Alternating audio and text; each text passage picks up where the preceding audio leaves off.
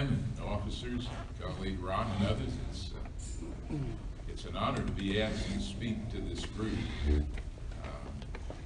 Meetings like this go back in my life all the way to my teenage years as an undergraduate at Baylor. My first pastorate was the Edgefield Baptist Church, which is where the band practices now.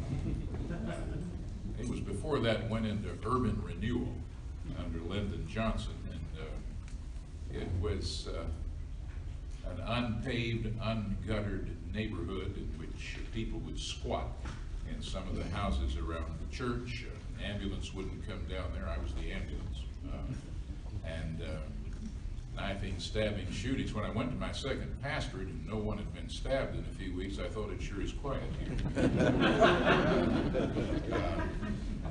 But in that church, names that very few people here would remember, what was then Waco Baptist Association, Owen Kirsch, Ed Crawford, shaped me in my understanding of local Baptist life. And then when I came back and was pastor of Emmanuel over in 18th and Gurley, Larry Rose really did form my idea of what a Baptist association could do. So this kind of meeting here goes way back in my life. I appreciate you saying I've been around Baptist life for a while. I was trying to be funny in a preaching class not long ago, and I made a quip about when Spurgeon and I used to go to the movies. One young person in the class really hurt me, raised a hand and said, I didn't know they had movies back then. Sometimes you get. But it's a privilege to be here. My grandmother's had chickens. I don't know what your chickenology is, but the phrase pecking order has a meaning. And that is, anytime a group of chickens gets together, new place, they establish the pecking order. It's been studied. You can Google it, not right now, but really it's interesting. There was a kind of experimental psychologist who was watching chickens and found out in any group of chickens, the alpha chicken is the chicken that can peck every other chicken and attack them. The beta chicken can peck every chicken other than the alpha chicken. You get the idea. The gamma chicken can peck down the pecking order, but can't peck the beta and alpha chicken, all the way down to the last chicken, which gets pecked by all the other chickens. That's the impeccable chicken. You know, this thing of pecking order, it happens. It happens with chickens. It happens early in the life of the church. We talk about power struggles in the church. Think about that group of 12 going up the stairs to the upper room, arguing about who's the greatest. If you want to go back to power struggles, they're right there at the entrance to the upper room. Once you think about that, it sounds absurd. Here are the followers of the incarnate Son of God arguing about who's the greatest. Spills over obviously into the conflict between Paul and Barnabas. I love the word there in the Greek New Testament. They had a paroxysm. We'd say they had a fit. The Jerusalem Council and Peter's Conference. Church power struggles have a long history. What I want to do today, just to, rather than give precept, to give a few examples from my own life and ministry. And I'm keenly aware we could all tell war stories here, and you could, I'm sure, beat some of these, but they're landmark lessons I learned in churches and power struggles. Now, I'm not going to tell you where they were, and I've changed the names to protect the guilty, but they're real incidents. In my seminary church in a little village where I commuted from that village to the southwestern in the early 70s, the church was in a community that had radically, in the real meaning of that word, changed. Davy Crockett's wife is buried in the cemetery next to the church. It was one of the oldest Baptist churches in North Texas. When they flooded Lake Granbury, changed the whole community. De Cordova bed, pecan plantation came in, affluent people came in. The church was wrestling with that when in my 23-year-old wisdom they called me as pastor. Now, I hadn't been there long, but I got involved in the great village piano and organ conflict. The church had a little spinet piano. It was a very modest piano. A young pianist who was really admired, largely because she could read music. Really was kind of a rock star in the church, this young pianist. She'd grown up a Christian Scientist who didn't give her a lot of insight into Baptist battles, and that played a part of it. But some of the newer, wealthier members of the village church felt like a church ought to have an organ. They just didn't feel like they were in church unless you had an organ. Well, the church soon developed the pro and anti-organ factions. I had taken classes here at Baylor, but I don't know that we ever dealt with exactly that question. Two camps developed, and as happens in little churches, had about 100 people on a given Sunday. They would stop me in the hall and want to ask me, are you pro-organ or anti-organ? You would think that we were talking about the Council of Nicaea or something. And it did divide the church. In fact, little by little, people began to sit on either side. The pro-piano, only people were seated here, people who wanted the organ here. I learned something there early that I've tried to remember in power struggles in the church, and that is you don't have to jump into every battle. I wish I had learned a couple of lines that was used by that inimitable longtime pastor, Dr. W.A. Criswell, in the 2 years that I almost worked with him. I learned two wonderful expressions. I wish I'd have known these at the village church. One was to put your hands like this. I want you to notice it's a careful position. And to say very meaningfully, my hands are tied. Now that's a passive voice. It doesn't say who tied your hands. Just say, my hands are tied. It has a profound sound about it. I wish I had known that back at the village. Other thing I learned from that inimitable gentleman was to hold your head like this, to say, oh my soul. It's interesting if you say, oh my soul, with just the right amount of vibrato in your voice. Everybody thinks you're standing with them.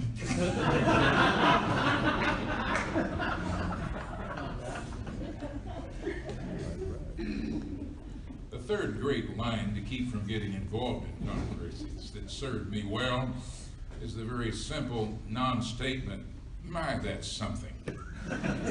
Everything tends to be something. My takeaway from that piano organ struggle and all the seriousness was I didn't jump into it. It was a no-win situation. Some power struggles need you to stay out of them. Calvin made a statement one time. He said, God so wanted us to control our tongues that he put two guards in front of them, our lips and our teeth. And I was slow to learn that you don't have to have a dog in every fight. One of my mentors, and some of you will know him, some of you may know him well, casually or by reputation, was the Texas Baptist pastor D.L. Lowry. A godly, prayerful, quiet man. One thing I learned early in my ministry, just watching D.L., is that you don't have to say something about everything in the church. Sometimes you can just say, oh my soul. Power struggle number 2. I was pastor of a city church across the street from a seminary. It had a pluralistic constituency, had townsfolks, a real town and gown kind of place, had professors, administrators, blue-collar folks, white-collar folks. It was a heterogeneous kind of place. 6 years there, we had one bad deacons meeting. The deacon fellowship was sweet. The deacon fellowship was harmonious. And I was going to propose to the deacons that we move from a total business model to more of a ministry model. What a strange thing to think ought to be done. They aren't diaconoi. I was trying to talk to them gently about that because they'd been kind of an old-fashioned business model, trying to suggest let's consider ministry. Well, one of the deacons, the husband of a staff member, attacked me in a way that in 5 different pastors I was never attacked. I mean, out of the blue. That didn't help that they called their deacons meetings at 3 o'clock on Sunday afternoon. If you remember the Cowboy broadcast, they're usually at noon, 3, so often they didn't show up in good mood, but we were all there. But he attacked me out of the blue. Personal, vicious, face to face. Some things true, some things he made up. The other deacons were appalled. They were a quiet, godly group. We left the meeting stunned. It's right after that I found that this deacon had been involved in some undeacon-like things that had resulted in the picture window of his house in South Fort Worth being blown out with a shotgun, which got the attention of the whole family. And found out that when his spouse started investigating things, a whole lot of stuff in his life came unraveled. That explosive event had happened the week just before that meeting. When we did a kind of post-mortem, he left the church and left the diocese. It became obvious that the man was under extreme personal pressure. And what happened in that meeting had nothing to do with me, the program, or the church. It had to do with almost indescribable personal problems in his life. I'm not telling anybody here who's pastored at any time something you don't know, just to reaffirm you. And that everybody who comes after you or comes at you doesn't mean you're necessarily the problem. I found in Baptist churches, have you ever noticed, yes, most of us are Baptist here, that in the long run most things come out. Have you ever observed that? Kind of like Edgar Allan Poe's famous short story, The Telltale Heart, where this guy did and a neighbor buried him under the floor, and the heart kept beating until he thought he heard it.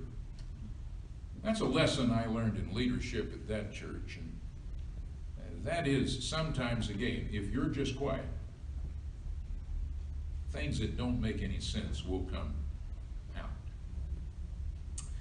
The next power struggle I had is the most absurd. It was in a large city church. I call it the biting baby controversy.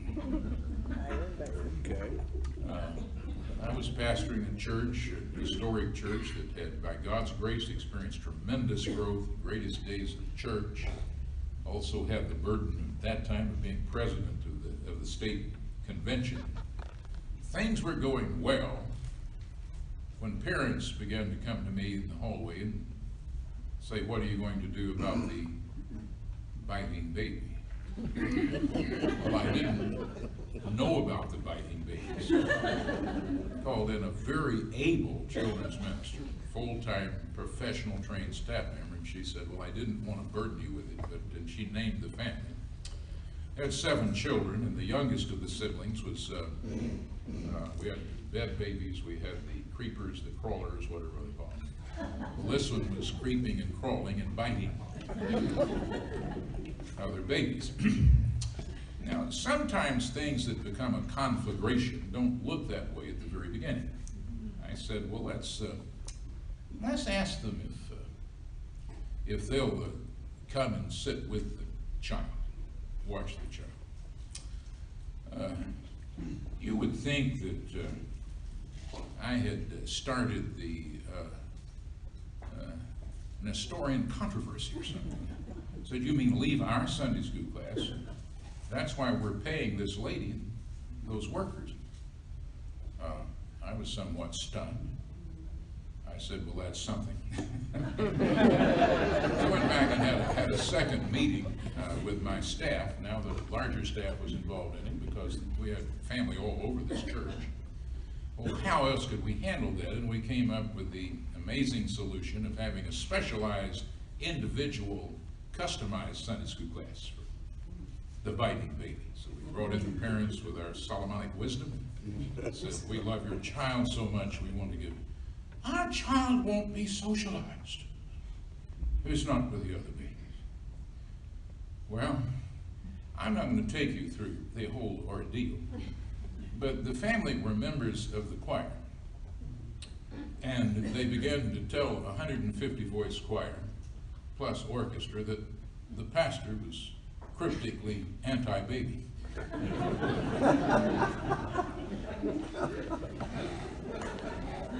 The president of the choir, one of the leading architects in the city, came to me and said, we want to know what you think about babies. I wound up with 150 people behind me while I was preaching, scowling because they thought I was anti-baby. Sometimes you think you may get past absurdities in a certain size church. Let me assure you that you never get past absurdities. The church was having its best days. God was blessing. I was having all kinds of opportunities, and I was getting swamped with multiple meetings about biting babies. Finally, I had the good sense to ask my deacon officers to come talk about it. And Brother Tim, I felt a little bit ashamed to have leading business people, engineers, lawyers in the city come and talk to me about a biting baby. I had a feeling they might think, can't you deal with this yourself? But I learned something. And that is, it's good to let wise leaders handle some things for you. I don't know what they did. They already knew something about it, but they said, Pastor, don't worry about it. We're going to take care of it. To this day, I don't know what happened to the biting baby. 3 wise, godly deacon officers took care of it for me. You know, I thought about that not long ago when I was preparing a sermon from David's later life in 2 Samuel, I think it's chapter 21. When he was old, it said David was weary, old and weary, and 4 giants came after him. The 4th of them with 6 fingers and 6 toes. When you're old and tired, you think your giant fighting days are over. The 4th one comes at you with an extra finger and toes. But I noticed in each of those instances, what's touching in that passage, in each of those instances, somebody says, hey, we're going to take care of it for you.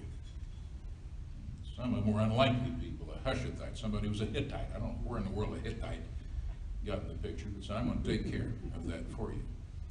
You need to let trusted leaders take care of some things. Some wise people that you can, even though you may not look like you're competent because you can't handle a biting baby, you may need to let some folks take care of it. Last one, and maybe we can have some discussion what we're going to do. Wound up in a very large church. It had the habit of sending its youth choir all over the world, and decided to send them to the Barcelona Olympics. It was a sore point in that church because every one of those trips had gone way over budget. They typically chartered a jet for the youth choir and orchestra. I went to one of the wealthiest ladies in the church, and she gave $50,000 to charter the jet. I proudly told the deacons, this will come in at or under budget. And then I looked at the minister of music very closely. there's one thing we didn't remember, and that is those things have got to have fuel. And we hadn't counted on the jet fuel. Well, the deacon officer said, you told them that you'd come in under budget. We cannot go back for more money. It's been a sore point here for years. So the officers told me, here's what let's do. Let's, the three of us and you, get a loan for the jet fuel. I was sitting there in one of the wealthiest churches in the nation, being asked to get a loan, and they said, we'll have to put up some security. What security could you put up? And the only thing I could think of was my ministerial library. So I said, well, I guess I'll hop my library.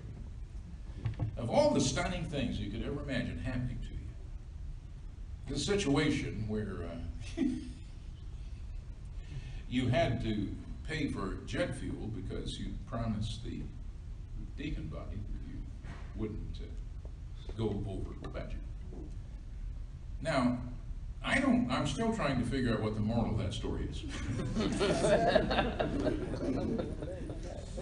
I've had occasion to think about it now for more than 2 decades, going on to 3. When I think about that now, this is just in transparency. Sometimes you need to say a firm no. I should have said no. This church owns more property downtown than anybody in downtown. It's got trust funds of hundreds of millions of dollars. I'm not going to hop my library to get jet fuel for your kids to go to the Olympics. I should have said no. And then, that's always easier in the rearview mirror, isn't it? In the emergency, the moment, the pressure of the time, I conceded it. We got the jet fuel, paid for it after the fact. I didn't have to give my library to the bank. It's upstairs here now. Now, those are 4 different kinds of church struggles, and I don't think this is necessarily unique. You could all tell that kind of story, but lessons learned. If I could just underscore this from case studies. One is, you don't have to jump in every fight. Let the piano organ people figure it out. Case study 2, not everybody coming after you is coming after you because of you. Number 3, let some other people fight your fights for you. The biting baby episode. And number 2, sometimes you need to stand on your hind heels and just say no. Because that's the thing of integrity to do. Now, those are my stories, and I'll stick to them. Are we going to have a table discussion or group discussion, Tim? What do you want to do? Sure. Because it's got a minute. Right, we have a couple minutes. Would it be okay if we just receive some questions for you while we're here? No, sure. I'll be happy to answer any questions. Okay. Why don't we do that? And I'm glad to do it where I'm not an expert. When I'm out on the road speaking to people, I said an expert is usually somebody who's about 2 states away from where they work. Yeah. I wonder if you have any questions you'd like to ask Dr. Gregory.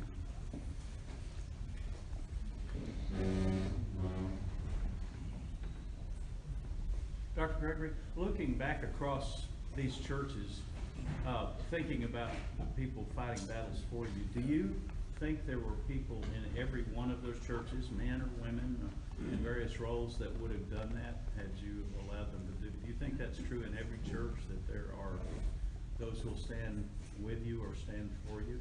I could say in the pastorates that I serve, and I look at it as 3 student pastorates, Edgefield, Emmanuel, Cottonwood out here, and 2 and 3 city pastors.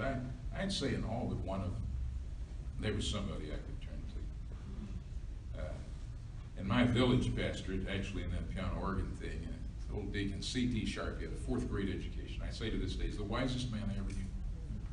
He just had a gift of wisdom, and he helped. I think all but one. I didn't always recognize that, but that's a good question. I think there were. In the last decade of your preaching, what kind of roadblocks have you been challenged with?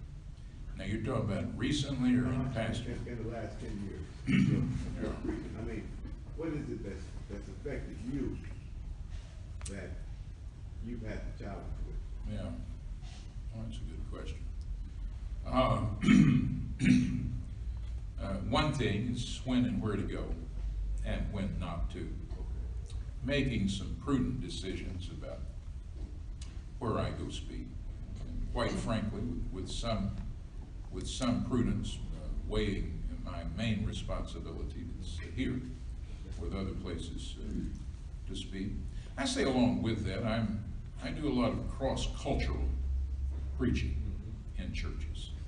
And I think the national climate has made that both a bigger challenge and a greater opportunity. I'm getting asked to do some things that I've never done before in the current situation. This Sunday night, I'm going to be in Newark, New Jersey at a citywide rally where I'm preaching on a program along with Reverend Al Sharpton. Reverend Al and I are going to be talking about some current situations. And part of this is emerging because of the situation in our country. Now, I wouldn't call that a roadblock, but I would call it a call to prayer. That I be wise and insightful in what I say. I don't know if that another thing is just communication. Communication is changing in our churches because of a digital world. The kind of sermons I preach, say, at Gamble Street Baptist Church in Fort Worth, where I could take a year and go through 36 sermons from Ephesians, word by word, I couldn't even imagine doing that now. Communication has changed, and all of us face the challenge of attention span, of biblical illiteracy, of sporadic church attendance, and as an itinerant preacher. Gardner Taylor used to call that a hit and run preacher. You come to town and leave, you drop down in front of a congregation that's not used to hearing you at all, and almost immediately have to intuit what pace, what thickness of description ought to be here. I don't know if it's kind of a roadblock. It's a new thing to wrestle with. Does that get at it? Oh, yeah. Great answer. Yes. With the power struggles in the church, how did your preaching speak or not speak to that? Do you have any wisdom on how to use preaching to? That's a good question. How did preaching deal with power struggles in the church? Carl Jung invented the word synchronicity. It's an interesting word. His last book, published posthumously because he was afraid the scientific community would think he'd lost his mind. Synchronicity, he made up the word synchronos, that events that come together meaningfully that have no causation. And I'm glad you've asked that, because I have had stunning examples in preaching through books of the Bible, or preaching through sections like the Sermon on the Mount, where the juxtaposition of what was happening in the church and where I was in that text was spellbinding. Let me give you one example. I'll finish with it. It shows you how the Lord can deal with you. One of the churches I mentioned back when churches began to debate who would go as messengers to the SBC. You know, it used to be pro forma. Then we got into some times when there was a debate in some churches. And there was an assistant mayor of the city was in the church. And I was trying to keep everybody calm. He was a firebrand, wanted a big argument. Only time in any of my churches I ever got in a real give and take. I mean, boom, almost pugilistic with somebody on the floor of a business meeting. This church was famous for business meetings. It had one Wednesday night out of every month with a business meeting, and people would visit just to watch them. I mean, we had observers at the business meetings. It was that kind of thing. Well, I didn't guard everything. I said, well, guess what the passage was next Sunday from the Sermon on the Mount? If your brother has anything against you, go. Well, first of all, I wanted to skip it. I thought, I wonder if they'd mind if I skip this. One of those times where the Lord said, Gregory, you wave-faced, pusillanimous wimps, loose translation, you can't skip this. Well, what I had to do, what I did, I had to look the brother up. Remember, we met at Massey's Chicken Fried Steak on South 8th in Fort Worth. Great food emporium. And I made up with him, apologized to him. And then, you know, that morning, I couldn't avoid the obvious. You know, 1,000 people out there. The church know that. And let me say this, that has happened to me personally in some of the strangest ways. A synchronicity. Remember, events coming together that have no causation, but they're meaningful. And I've found that happen in ways that just sometimes breathtaking in terms of how preaching, without even forcing it, without eisegeting, without, you know, sometimes preachers drag a text into the pulpit while it screams, I don't want to go, you know. I didn't have to do that. It was natural, it was organic in what was happening right there. And that's it. Good, thank you. Thank you very much. It's good to be with you. God bless you.